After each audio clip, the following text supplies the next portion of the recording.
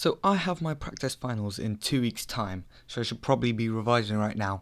But no, I'm gonna film some Minecraft and die over and over in Skywars, because that is honestly more fun.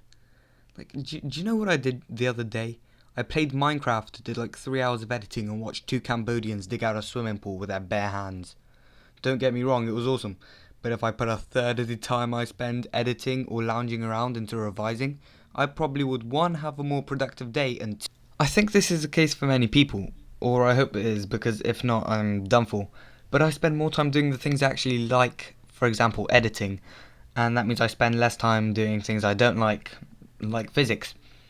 One thing I actually found myself doing was constructing a precise schedule of every day with a strict wake up call and all that jazz for my test week, for revision, and then I ended up not following it at all. Which is a bit ironic because that schedule was a waste of time I could have used learning about mitochondria and reproduction in potatoes. And while we're on the topic of school, I swear they teach us the most useless things.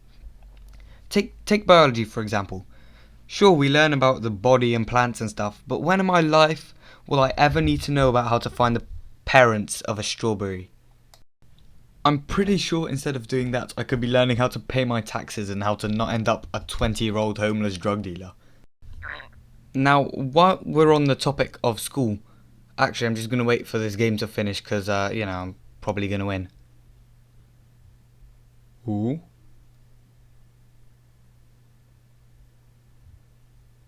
There we go. Um, but yeah, while we're on the topic of school, I want to take a minute to talk about primary school and, lower school, whatever you call it in America. One thing I remember real clearly was our behavior point system. So basically, how this worked, it was like the equivalent of a detention but for primary school, and they called it makeup because the idea was that you'd make up for your actions or bad behavior. Now, the funny thing was, if you got a makeup before first break, your teacher would have you in during your break, and you'd have to be sharpening pencils or something like that. But if you had makeup after break, so during your lunch, they'd keep you in during your lunch, and after you ate, you'd be in the games room, and the games room was insane, because there was like one of every board game imaginable.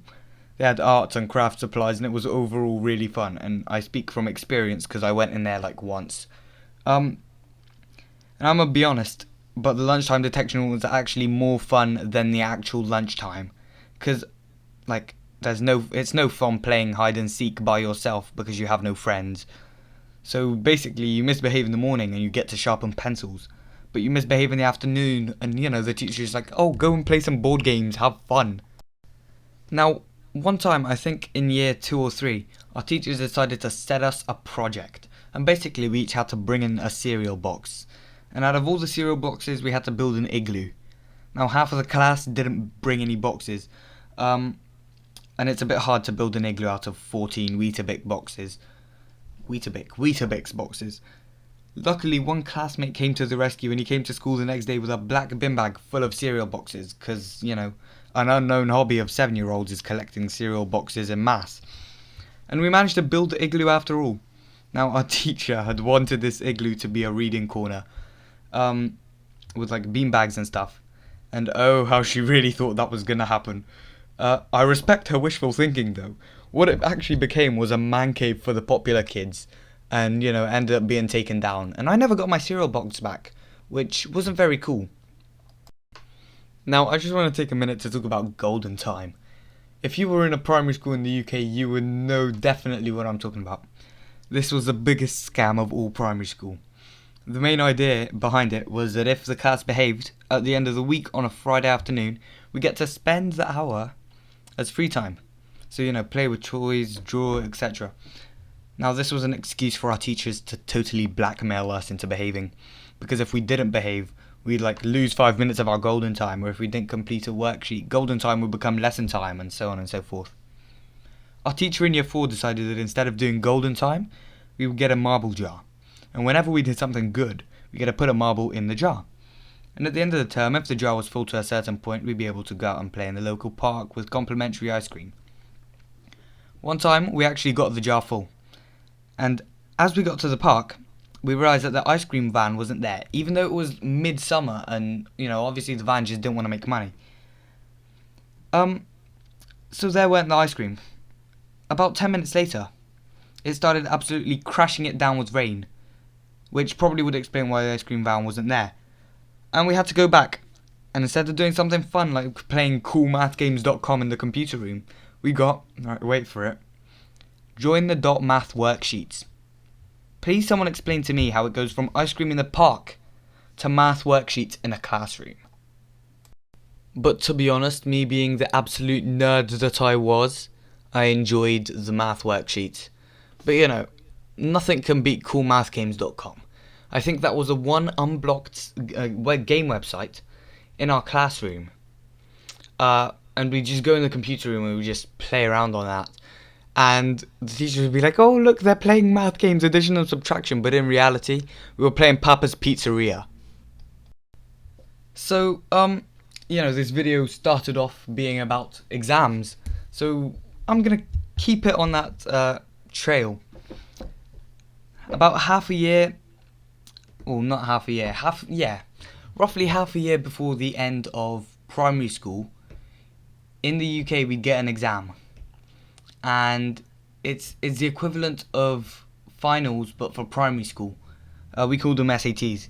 And these tests, I hear this all the time, or I heard it all the time from my primary school teachers. They'd be like, these tests are so important to your academic future.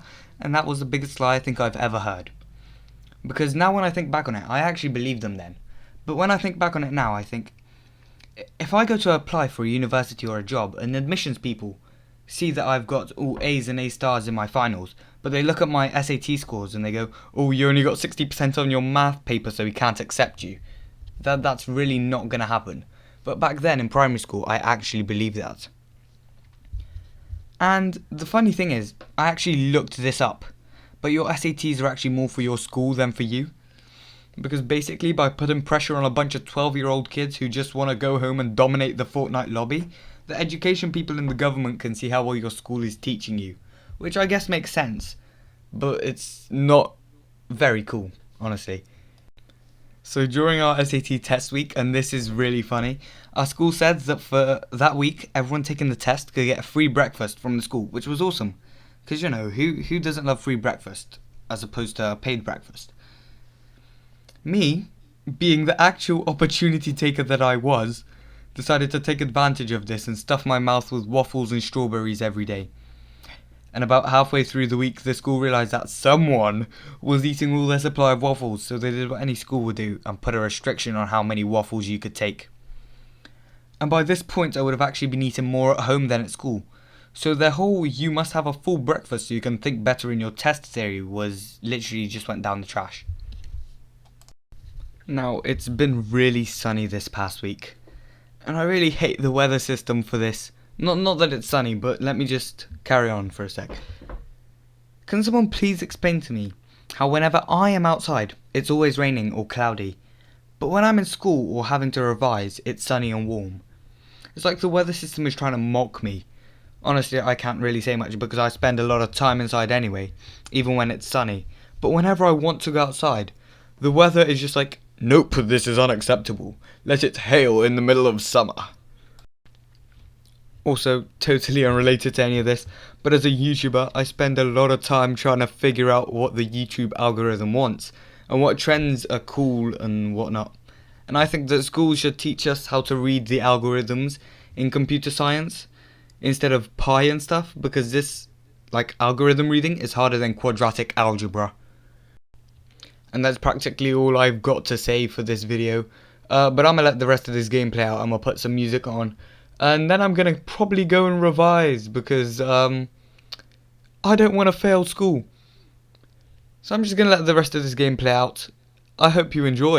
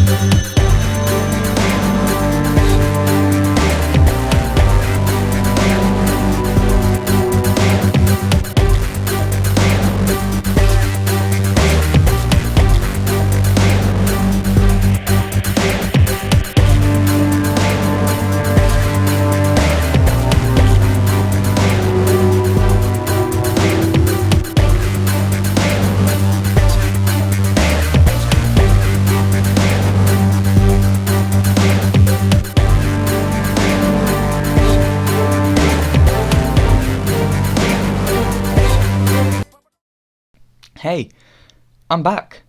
I just want to end this video. I hope you enjoyed, and I just want to end off by saying, if you did enjoy, then if you're not already subscribed, you should subscribe. I would show you some analytics, but honestly, I'm really happy with my analytics, so I'm not going to. But yeah, if you do enjoy, subscribe, like the video, share it. I don't think I've ever shared a video. But you should definitely share my videos. Yeah, have a good day.